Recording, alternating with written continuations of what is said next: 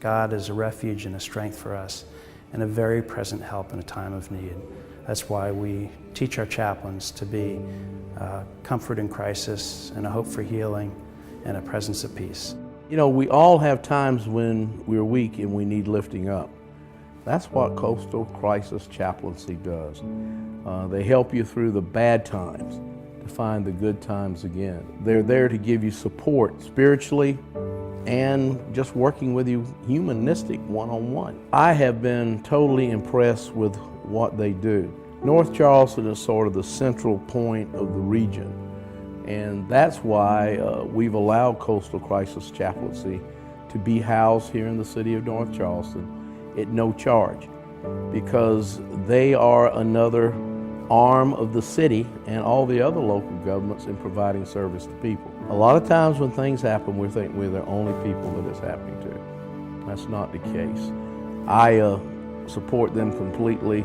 As long as I'm here, they'll have an office here to serve all the people of the Low Country, not just North Charleston. Coastal Crisis Chaplaincy is a diverse team of first responder chaplains, and we provide community crisis care. So essentially we're first responders to the heart. The core mission for the Coastal Crisis Chaplaincy is providing community care, which means resiliency, helping people move from traumatic grief to healing, and providing them the right resources and some kind of access to continuum of care. And then we respond, of course, initially on scene to crisis situations, so homicides, suicides, traffic fatalities, any kind of traumatic death or incident. And also we do a lot of care. We'll do first responder care. We basically serve those who are out serving as first responders out in the community, and then also those who have experienced a traumatic loss to do follow-up and some ongoing care and support groups. So the Coastal Crisis Chaplaincy is growing and expanding, and one of our big expanding areas is in our chaplains, basically.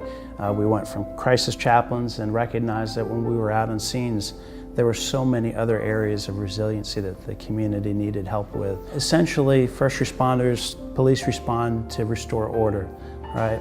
To protect people. EMS, fire responds to help people, but there's just no one there who deals with people with heart issues. People experience a traumatic loss, and that's it. They're alone. They're trying to figure out, how do I deal with that? That's where our chaplains come in. A first responder can call right on the radio, and a chaplain will report directly to the scene, and they'll work with survivors, and they'll try and get them into a continuum of care for that grief. The Coastal Crisis Chaplaincy has provided ministry to the North Charleston Fire Department for my entire career, more than 22 years. So I was aware of them as a firefighter coming up through the ranks, and the ministry and the support that they provided to first responders and citizens.